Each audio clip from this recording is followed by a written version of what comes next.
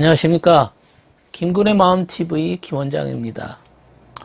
이스라엘 백성이 이제 가나안을 정탐하고 거룩한 땅으로 들어갈 수 있는 기회가 생겼습니다. 그러나 이스라엘 백성은 불평을 했고 그로 인해서 38년간을 방황하게 됩니다. 38년간을 광야에서 어떤 사건 때문에 방황하게 된 그 계기가 가데스 바네아에서 일어납니다. 광야를 방황합니다. 그것도 필요 이상으로 38년간 방황합니다. 뭐 때문에? 불평하는 일 때문에. 이제 거의 다 도착해서 이제 가나안으로 이제 들어가게 되는 그러한 순간입니다. 그런데 여기서 이제 불평 사건이 벌어집니다. 주님의 은혜를 잊어버린 거죠. 그간에 주님께서 어떻게 인도하시고 어떻게 그들을 먹여주시고 하셨는지를 싹 잊어버리고 있는 거죠. 그로 인해서 38년의 문제가 생깁니다.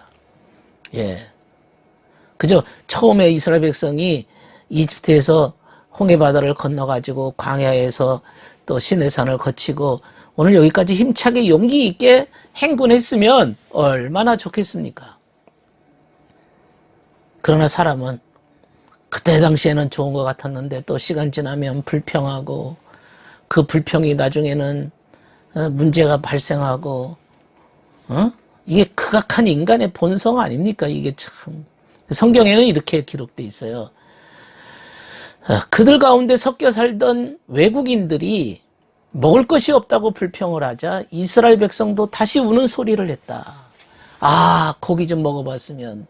이집트에서는 공짜로 먹던 생선, 오이, 부추, 파, 마늘이 눈앞에 선한데 지금 우리는 먹을 것이 없어 죽는구나. 보기만 해도 이 지긋지긋한 만나밖에 없다니. 민수기 11장 4절에서 6절입니다. 공짜로 먹었다고요? 노예들이 뭐 공짜로 먹습니까?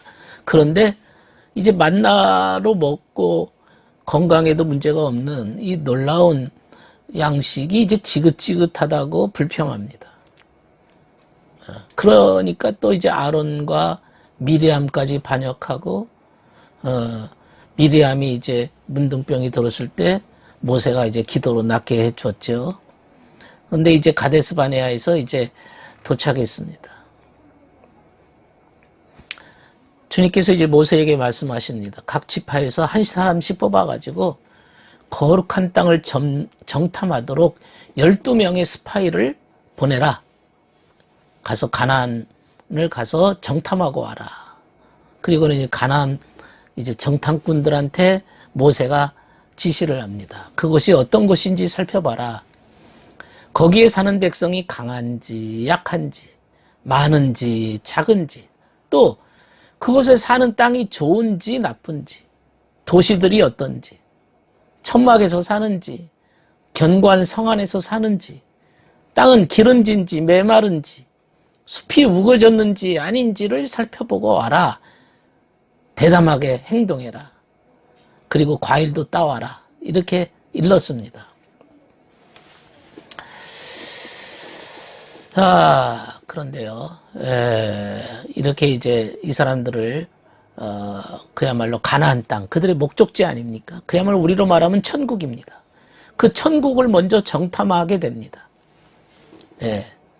그래서, 그 보고를 가지고 왔는데, 과연 가보니까, 진짜 대단한 땅입니다. 젖과 꿀이 흐르는 땅입니다. 그리고는, 열매를 따왔어요. 그 맛보도록 해 주었어요. 너무너무 행복하죠. 천국의 열매를 맛보는 겁니다. 그래서 청탐꾼들은 에스골 골짜기에서 포도 한 송이를 꺾어다가 막대기에 꿰어서 둘러매고 왔다. 포도를 두 사람이 막대기에 포도 한 송이를 둘러매고 올 정도로 또 석류와 무화과도 따왔는데요. 대단한 땅입니다. 대단한 땅이에요. 젖과 꿀이 온다 그러는데 보통 젖이라는 건 보통 선한 면을 얘기하죠. 먹는 거 아닙니까? 먹는 거. 그리고 꿀이라는 것은 진리를 얘기하죠. 진리로 인한 행복함, 기쁨, 기쁨을 의미할 때 꿀입니다. 그러니까 젖과 꿀이 오른다는 것은 하나님의 선한 장소입니다. 그곳에 기쁨이 충만한 곳입니다.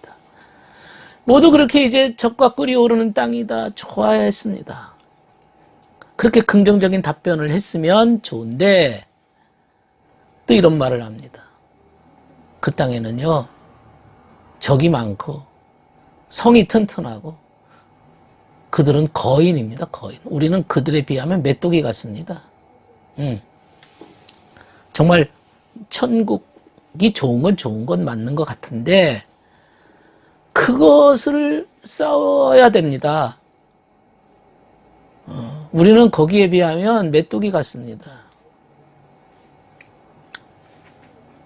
이 거인이 지키고 있다는 거죠. 예.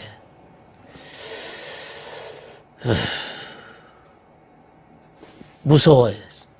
두려워했습니다. 예.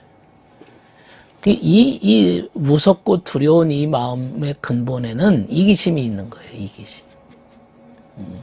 우리는 용감한 민족도 아니고 우리는 메뚜기처럼 작고 보잘것없습니다. 그런데 이제까지 자기들의 힘으로 걸어온 거 아니지 않습니까? 앞으로 가나안 땅도 자신의 힘으로 점령해야 될 땅이 아닌 걸 알지 않습니까? 이제까지도 그래왔고 앞으로도 그럴 것인데 아직도 인간적인 생각과 욕심이 그들의 마음속에 그들을 올가매고 있는 거죠. 주님이 우리를 도와주신다는 사실을 잊어버립니다. 예. 그 중에 갈렙과 여호수아만 이렇게 말합니다. 우리가 여호와 하나님께 그분께 마음에 들기만 하면 우리는 그 땅으로 들어갈 수 있다. 긍정적으로 대답합니다. 그러나 많은 사람들은 못 갑니다. 우리는 죽습니다. 부정적인 거죠. 부정적인 거죠. 단지 여호수아와 갈렙만 긍정적으로 대답합니다. 이게 그 문제 때문에 그 외에도 이제 수많은 문제가 많지만 이제 드러난 문제죠. 이 문제 때문에 그 병적부에 등록된 이스라엘 백성들은 20살이면 이제 군대 들어가는 나이거든요. 성경에 20살이 넘어서 병적부에 오른 자로서 불평한 자들 다 죽습니다. 광야에서 이제 38년 그 기간 동안에 다 죽습니다. 근데 그 중에서 딱 들어간 사람이 여호수아와 갈렙만 들어갑니다. 예. 하나님의 말씀에 신뢰를 하거든요. 자기의 이기적인 생각이나 느낌이 그렇게 중요한 게 아니라는 것을 그들이 알았거든요. 약한 생각, 이기적인 마음. 예. 그런데 여기서 우리가 알아야 될 것은 20살 이하의 사람들만 들어가는 거거든요. 20살 이상의 병적부에 올린 자로서 20살 이상은 불평한 자들은 다 못 갔으니까 그냥 오히려 거의 전체가 다 불평했다고 보는 거죠. 그 중에 딱 두 사람만 긍정적이었고, 그럼 20세 이하 사람들은 이제 아직 어리니까 말을 안 했겠죠. 근데 왜 20세 이하의 사람들은 가나안에 들어가고 20살 이상 된 자로서 불평한 자는 다 죽었을까? 20살 이하라는 것은 아직 그때 당시로 말하면 미성년자죠. 예, 배우는 시기입니다. 아직 이제 마음의 신앙, 이런 마음의 인격을 이제 새롭게 만들어 나가는 상태입니다. 배움이에요, 배움. 그러니까 아직 배우는 상태 사람들은 이제 여호수아의 지휘 아래 거룩한 땅에 들어가게 되는 거죠. 예. 유일하게 여호수아와 갈렙만 들어갑니다. 이게 이제 오늘날 이 가데스바네아 사건, 이것 때문에 38년 동안 광야에서 방황했던 이 사건은 우리들에게 교훈이 됩니다. 우리가 이 단 한 가지 사건만 가지고 이제 성경에 그들이 못 간 건 아니죠. 그간에 수많은 불평이 쌓여서 폭발한 거죠. 예. 하나님께 대한 신앙은 불평 없이 가야 돼요. 감사하는 마음으로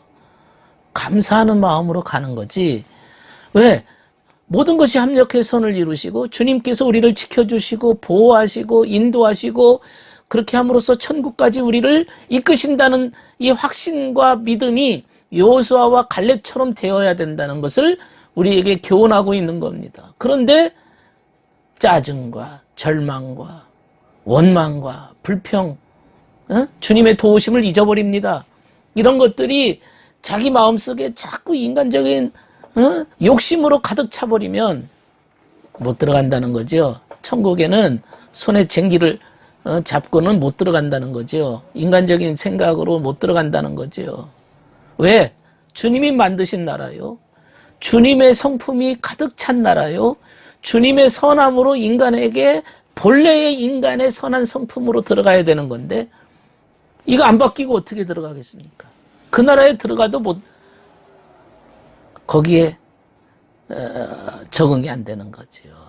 오늘은 가데스 바네아 사건을 살펴보았습니다. 들어주셔서 감사합니다.